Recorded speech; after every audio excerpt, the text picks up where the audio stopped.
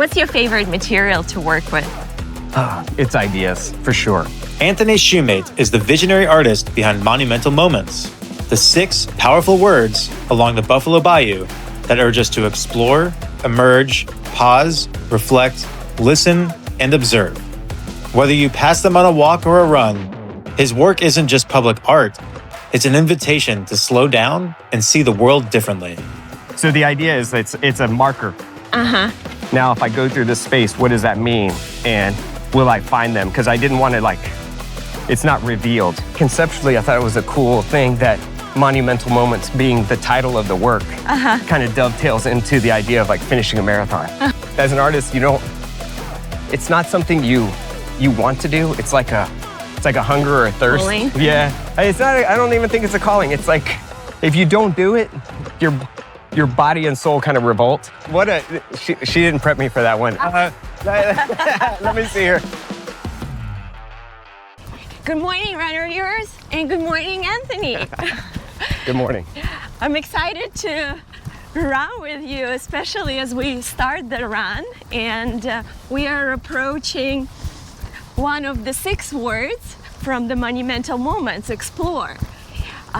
When you pass your own word, what do you feel? Oh, what do I feel? It's kind of like a child that I kind of sent out into its own world. And so I come back to see kind of where it is today.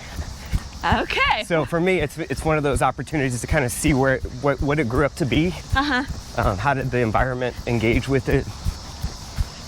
Okay. So I'm excited. You're excited. Let's go see. So Monumental Moments, how did you come up with this idea? Well, the idea came from coming down here whenever the park was being made. So it was kind of walking through the space. I hope nobody gets hit here. Okay. We're good. So it's one of those things where I always want to be involved in a project from the beginning so I can find site-specific stuff. Okay. And have the opportunity to kind of find the right moment, hence the name, right? So whenever you come onto one of these spaces and you want moments that feel like here is the spot. So that's where I'm kind of, let's get to the first one here. It's better if I explain this way. Okay. So the word explore, as we are approaching it, now there are 6 words that are here. So when this space was made, the idea was this was going to be the entrance. This is Sabine. Okay. So whenever we came down here, none of this was as it is today, right? It was just raw. So being able to make a opening kind of statement, that was the most important part. So this is pretty cool for me. Okay. So in this space, we knew that people were going to come down from Sabine, and they were going to go as a transitory piece throughout the space. And so I really wanted a kicking off point, so that's what the verb is. Okay. So it's an anagram. Expand on that. Okay, yes. So explore is the EX, that's the first part. But every other word that's throughout the space is the P, the L, the O, the R, and the E. So pause, listen, observe, reflect, emerge. Yes. So the idea is it's a marker. Now, if I go through this space, what does that mean? And will I find them? Because I didn't want to it's not revealed. You have to go find them in the space. You do. Okay. So, and the other important thing here is we knew that at least 8 inches of material were going to come up on these pieces. So they should look like they're emerging or they're ancient, and they're kind of coming up from the ground. And so that's what the design is about, right? Because I know it's going to change over time. And so that for me, that's the most important part, because the partnership wanted to put them on platforms, make them sculpture. So we'll get there. Yeah. We'll get there. Okay, so let's start with words. Okay. How did you pick up these 6 words? Why these 6?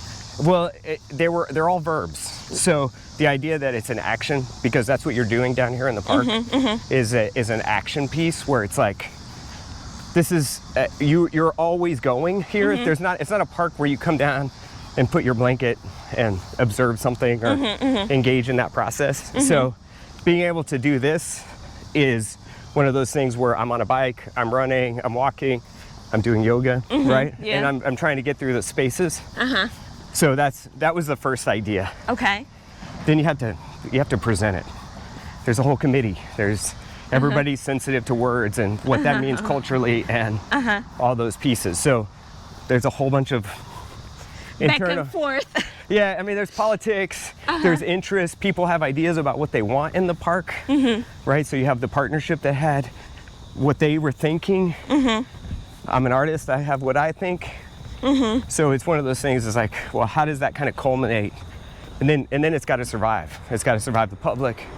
It's got to survive natural stuff. So What were the other words that you considered that didn't make the cut? Hundreds. Hundreds. Okay. Hundreds. So, but they were all verbs, right? And whenever I was getting involved in that process, it had to be site specific.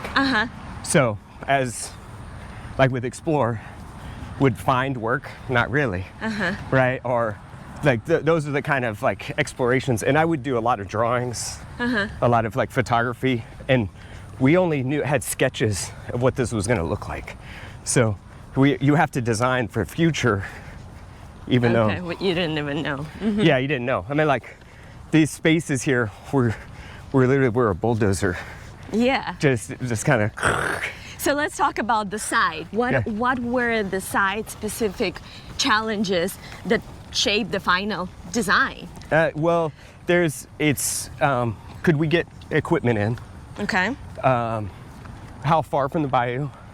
What's the impact to the bayou? Are we gonna mess with the flow?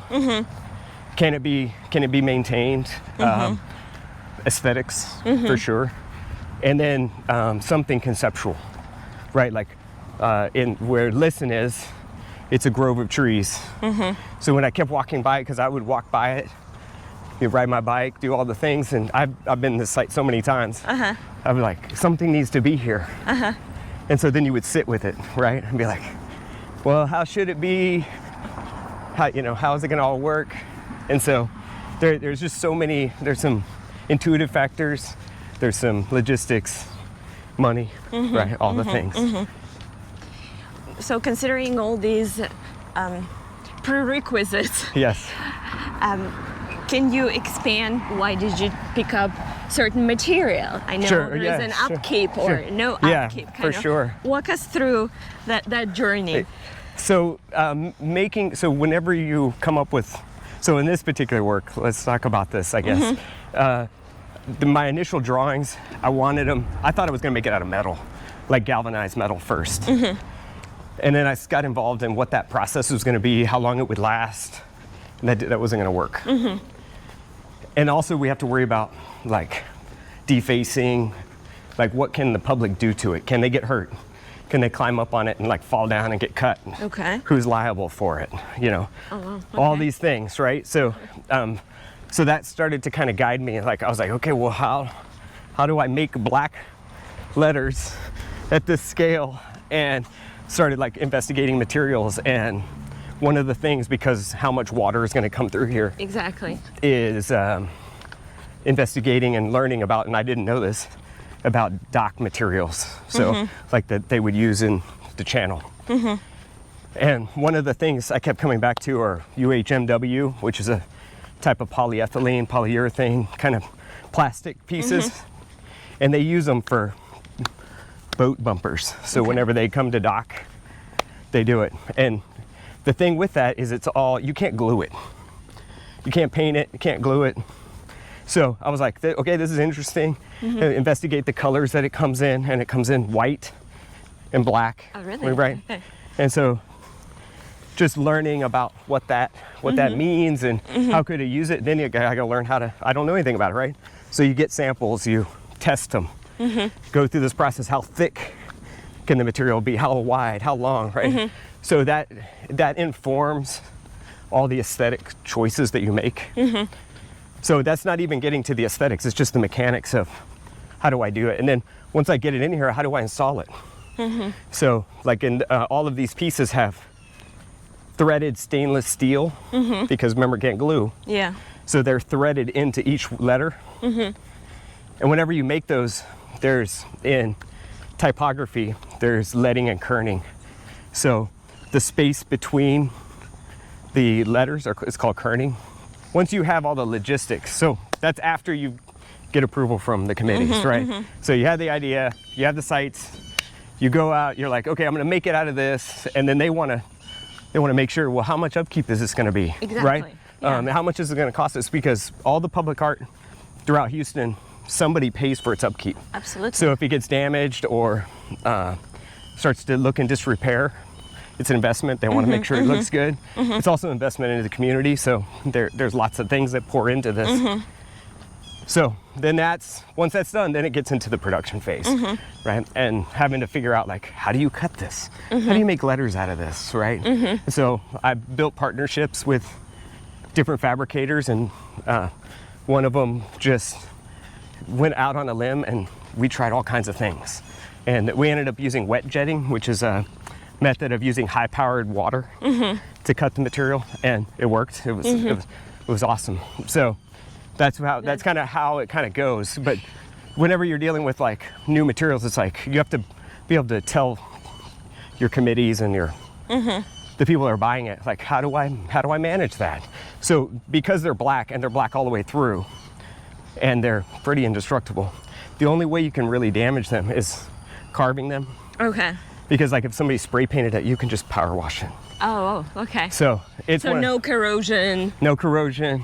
Stainless steel rods that keep it in. There's about a yard of concrete that actually holds it in place. And then there's an I-beam that's put in there inside the ground that makes the kerning. So each letter has 2 rods so that the spacing is the same. Is the same as I would expect it, right? So that's how that piece kind of works. So why did you decide to install it on the ground without the pedestal? Because I wanted it to feel like it was it's been here forever, and it's emerged like almost like something ancient that has been in the ground and has unearthed itself because of just the world, right? Because normally, I mean, the world is in the state of entropy.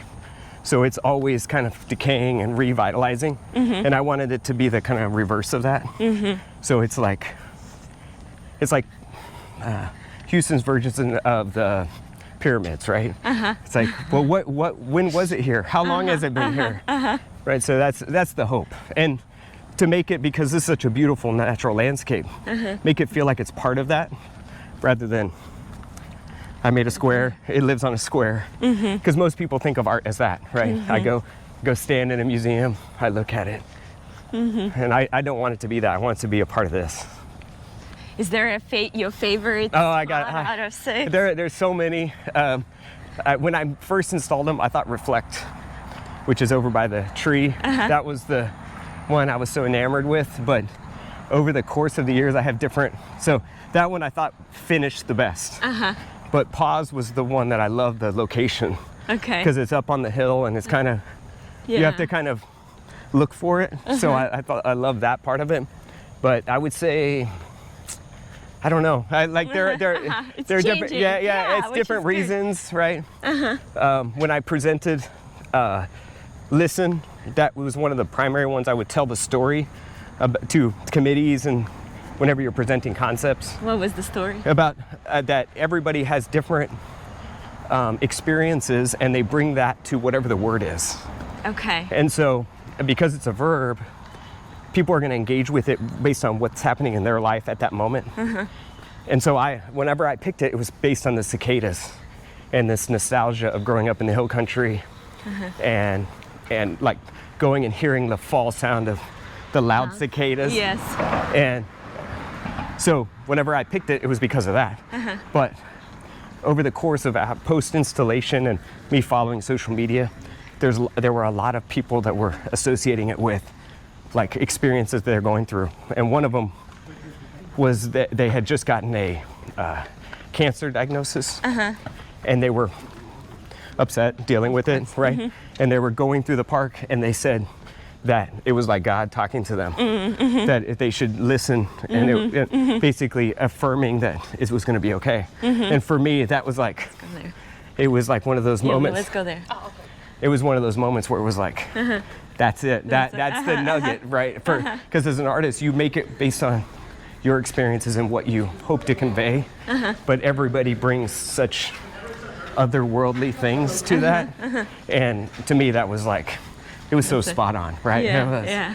Visually, the one that was most successful was Emerge. When I presented that, I presented it as in the flood, and I did a Photoshop rendering of it sticking out. And the original concept was floodplain, and it like the words were floodplain, and the water was up. But because I knew I was doing verbs, I was going to change that, but it was a way to show it. And with the first big flood that we had with the tax day floods, somebody that was part of the Houston Arts Alliance sent me a image of it emerge Out of water. out of water, and they were like, "How did you know?" I was like, "It was it was made for this, right?" And so it was such a good like affirmation moment as an artist, like understanding and thinking ahead, and that was the spot. We had originally wanted it at a different location, but the amount of poison oak and poison ivy was going to be dangerous for the crew that was helping to install it. Oh, wow. So we ended up moving it a little bit to protect everybody. But, you know, because again, I was just like walking, I was like, I want it right there. And we would all start to engage on that process. And then it was like, okay, we got to move it a little bit because I don't need to hurt anybody to do it. Speaking of stories like this, is there a story from the project that still gives you chills? There's a ton. A lot of the project, I was involved with the art guys as a mentor here in Houston, and they were an institution. We sadly lost Michael Galbraith early, but it was one of those things where I could always go to them because they had been an institution and kind of tell them, hey, what do you guys think about this? And, you know, is this and that? And they were always like so open about kind of what the possibilities were, and they were like, just do it, you know what you're doing. And so they always trusted, like empowering. Yeah. And so as a mentor group, you know, and I have been, Houston's been fantastic in that way, that I've had some fantastic mentors over the years coming here. So that is probably the most sweet to me. Kind of sad too, because those eras are all kind of have ended. But being able to be a part of that and be a part of the Houston art community has been super cool. Yeah. Well, I believe the Monumental Moments were installed in 2015. I know, I can't believe it. It's been 10 years, so this year we're celebrating. If you were to add one more word I know. Okay, what would it be? I would probably do an X one, but I don't know what. X? Okay, Yes, because of explore, and because we were. The reason that it ended up being kind of offset is financial, but also like I couldn't pick a perfect X word, right? So leaving the EX as explore, I was like, okay, I can talk myself into that. But if I were to redo it, it would be something in that vein. So okay, so you mean the verb with X? With X, right? So I don't know what that would be, and you know, so maybe that would come be up with a I'm not SpaceX. Yeah, something, anything. It seems like it's almost 100%, but in terms of like a piece in itself. So I have a lot of in my art career. Because I think of all different kinds of ideas, I'm not necessarily a painter that paints, you know, landscapes, or I'm not a sculptor that makes, like Calder makes beautiful steel sculptures or something like that. Because it's always my ideas, and so none of them are the same. So there's some critical things that have come to me about that over the years. Like, you should make your art about X, right? And I don't. I want to make it about cool ideas. And so that's the thing I would, like, that's the challenge of this space, is it's done, right? Yeah. I mean, it lives it's its own thing, but it is like it's one piece. Yeah. Right. It's one piece made of multiple engagements. So that's the Give or pros and take. cons Yeah, of like yeah. adding to it or Okay. do it. But I mean, the space is awesome. I would love to do more down here, but it's It just, is. but it wouldn't be that, right? Well, we all love it, and we are excited that Houston Half is in fact featuring the words from the Monumental Moments on their medals. When you heard about this, what came to your mind? At first, the surprise. So whenever I got him, when I finished the installation, it kind of got quiet for a while. And then I was watching social media, and to see the groups, the different groups that engaged with the art, and it's not what I thought. Okay. Right? I thought it was going to be like Instagram, and, you know, all those kind of things. And it first started off as the yogis engaging in it. Okay. And then I started seeing runners.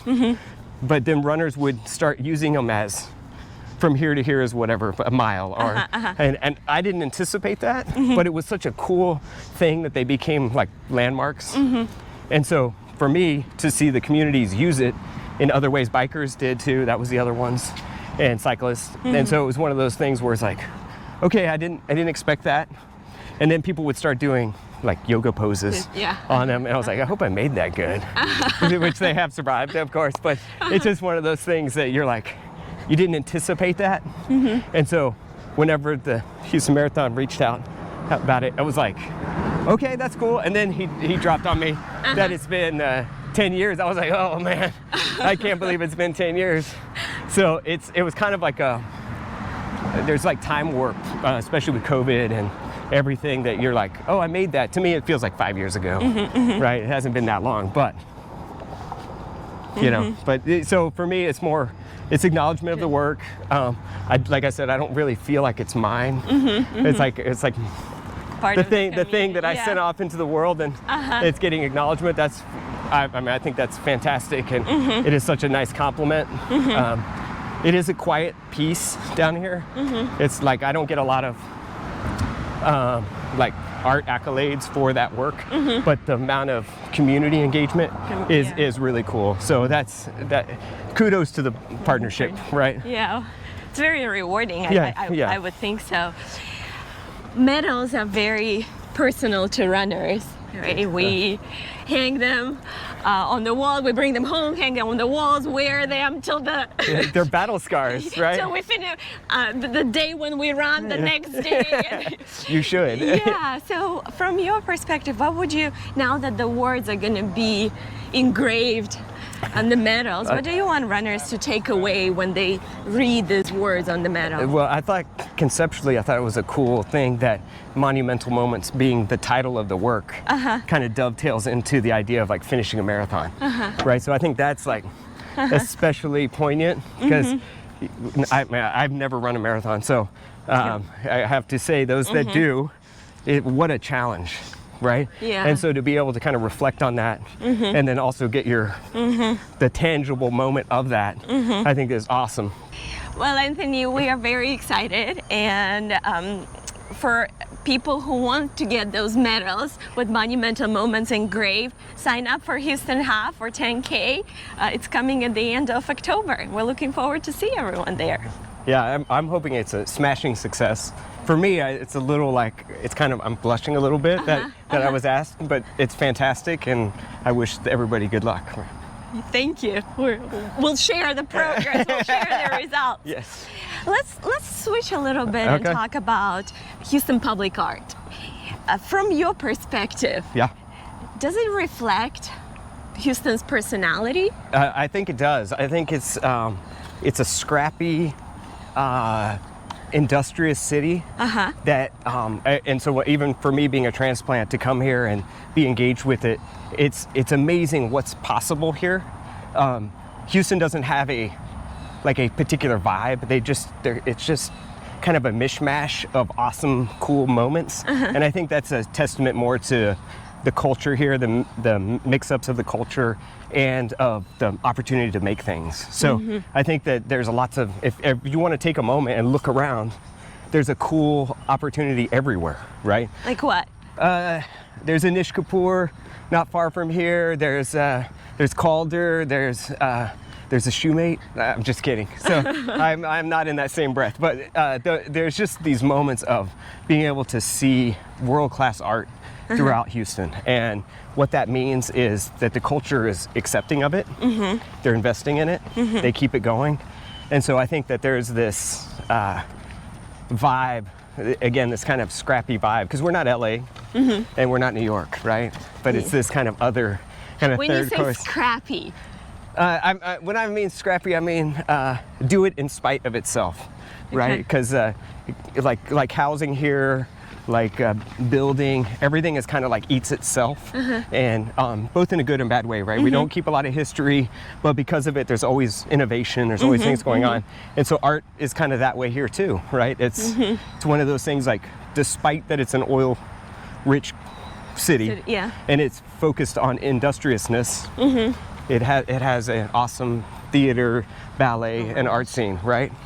what's one underrated or hidden piece of art that Oh, that's a good question. you wish more Houstonians Let me think knew about that. Oh, that what a she didn't prep me for that one. Let me see here. I don't know. I want you to think on the I know. Let's see here. I mean, of course, you know, the Menil collections and all those things are important institutions here. But I would probably say some of the street art is some like cool, like, oh, that's a cool thing.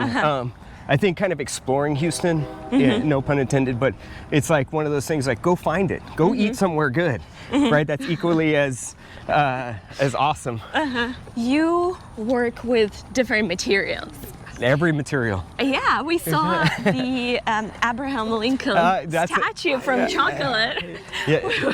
Was it eaten? It wasn't actually. A collector purchased it and put it in a refrigerated room. Oh my gosh. And so it was. I had that idea. I was thinking about when it was a project I was working on in school, and I was sculpting all these icons and thinking about like how people put cash on particular. I mean, like cachet, like on images and ideas. And so that one particular was the idea that we always think of Honest Abe and what that means. And there's a whole bunch of like nuances for American culture around what that image is. And then I cast it, I got a recipe for Easter Bunny chocolate. And so I cast it as an Easter Bunny chocolate. So it's not really chocolate, it's like mostly paraffin with chocolate. Like, so Easter Bunny chocolate is like kind of not great chocolate. Right? All right. And the idea that this American icon, like, is Honest Abe the reality, or is it an icon? But then it gets layered on to the idea that the cacao trade is very slave oriented. And so there's that layer, and then of course there's the cultural layer of the black community and what that means.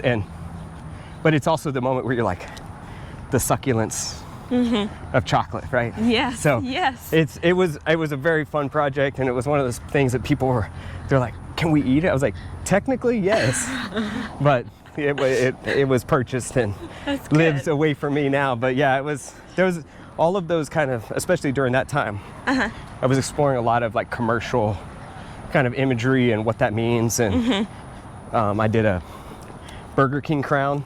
We saw that. Right, and so it is a true crown, and it's plated in 24 karat gold. Oh my gosh. But it is one of those moments where you're like, it's kind of funny, it's nostalgic, but it's also the idea, I called it benevolent imperialist, and it's the idea that, you know, culture and like how do you conquer things without war? You do it through culture, right? So those are the ideas that I kind of go through and kind of investigate and try to figure out. I want it to be a moment. Like, I want there to be things where if you're not an artist, you walk up and go, oh, that's cool. Right, I want that. And then if you know art history, you have that second layer of, oh, he's referencing this, right? And then the last one is like, if it's personal, if it calls to you, if it becomes more, like if you think about it after, then that for me is like, that's the sweet spot. You got it. Yeah. What's your favorite material to work with?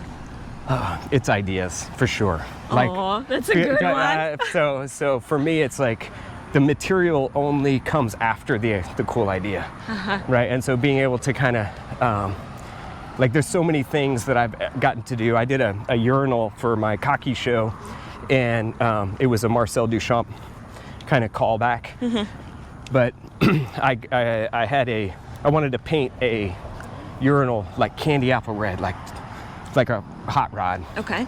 And I had this idea that I wanted it to be pinstriped like ZZ Top, like how they did all their cars and all the stuff. And I was like, I don't know how to do that. Like I know what it is, I don't know how to do it. So I started calling people here in Houston. And the guy that did ZZ Top's pinstriping lives in the Woodlands. I called the guy in the Woodlands and he was like, so what are you doing? I was like, well, like it's very hard to explain. And he invited me up and I went to his house in the Woodlands and we sat in the garage and we ended up building a rapport. And over several weeks, I got to go up and engage with him and talk to him, which was fantastic, right? It's a little bit of lore that I pour into this work. But also, I got a little crash course in pinstriping, but also the final piece was a collaboration between him and I to execute on it. So that was shown in the show. But the best part is the Marcel Duchamp, the people that manage his estate. So Marcel Duchamp is probably the quintessential Dada artist. Like he is what I aspire to be. He is. Whenever you're an artist, you always want to be a verb. Like it's very Duchampian. It's like an adjective as well. Okay. And so he's the crown jewel for me. And they acknowledged that piece. Oh wow! In that. So, congratulations. Yeah, it is. It means nothing because I didn't sell it. I didn't make tons of money. But the fact that estate acknowledged that particular work is spot on. So yeah. So the most important thing for me is ideas. That's a very good one. Speaking about artists, who influenced your art the most? Oh, there's so many that kind of bleed in and make you who you are. I had a very, very close mentor. His name is Robert Zebel. He's a photographer that went to the core program here in Houston, and then I met him in my undergrad when I was studying not in Houston, and he was like, you need to go to Houston. You need to go to Houston. I was like, I'm not going to Houston. He's like, no, you have to go. And so he's the one that kind of pushed me to come here. Now there's influences and why you make art and how you make them, but like he's probably one of the top people that got me to come here and to engage in the community and to do he was like, you're scrappy, you're gonna go do it. I almost went to Austin after my undergrad, and Houston caught me, right? And so I've been here a long time, almost 20 years. So I have a sweet spot in Houston. I wish the weather wasn't as bad, but I guess with that you get it all. Yeah, I know you can't. Nothing is perfect. Yes. The food's fantastic. The people are awesome. It's just the humidity. Yes. Going back to monumental moments, what one monumental moment in your life that shaped you as an artist?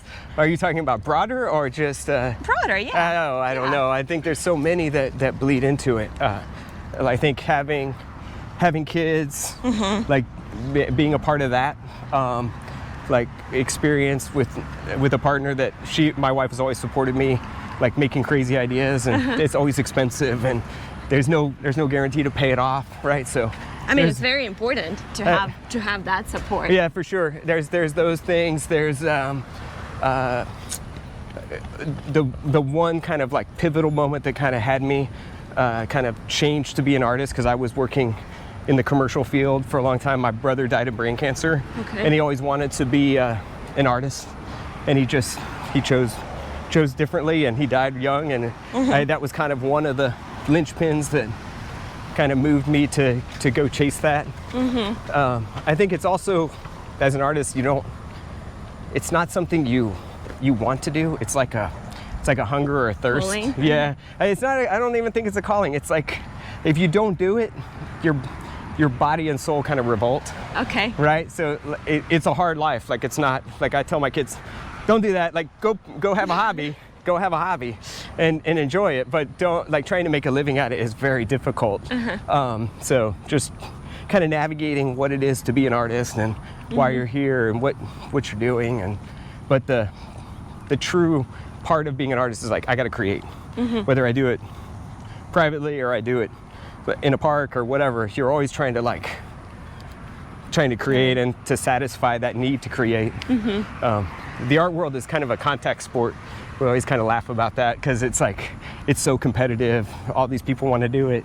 There's only a limited amount of money. So it's, there's lots of, I like that part of it too. I like to be good and achieve. What's how difficult it is to be an artist nowadays? I especially after COVID, it's extraordinarily difficult. Why? I think that there were lots of funding and things that dried up at that time, and it hasn't rebounded entirely. So being able to execute and do work, if you don't have big money, it makes it really hard. I mean, these projects here in the park are very, very expensive. Yeah. And being able to execute them and make them last and have the insurance to do it, and like there's all this administrative and business burden for an artist because you can't just make art and put it out. It has to do certain things to live. Monumental Moments, if they were to outlive you by 100 years, I hope so. That would be awesome. what do you wish future Houstonians remember or know about this project?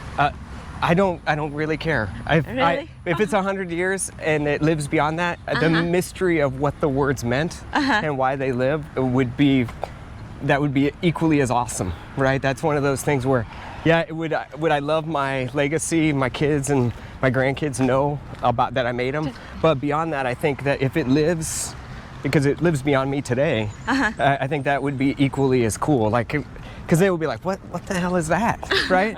and the moments of like engaging with it, because how much is this going to change in 100 years with AI and like the digital experience and all of these things? We don't know what life is going to be, and if those live on, that's awesome. That would be such a cool testament. First of all, that the materials lasted in such a harsh environment would be excellent, but also the fact that it's conceptually it lives as an important human moment, right? If there's no humans left and they still live on, that's still cool too. I'm not asking for that. That's awesome.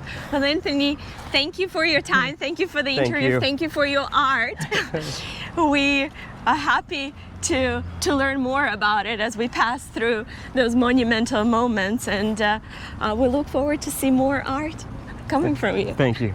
Thank you. All right. Bye-bye.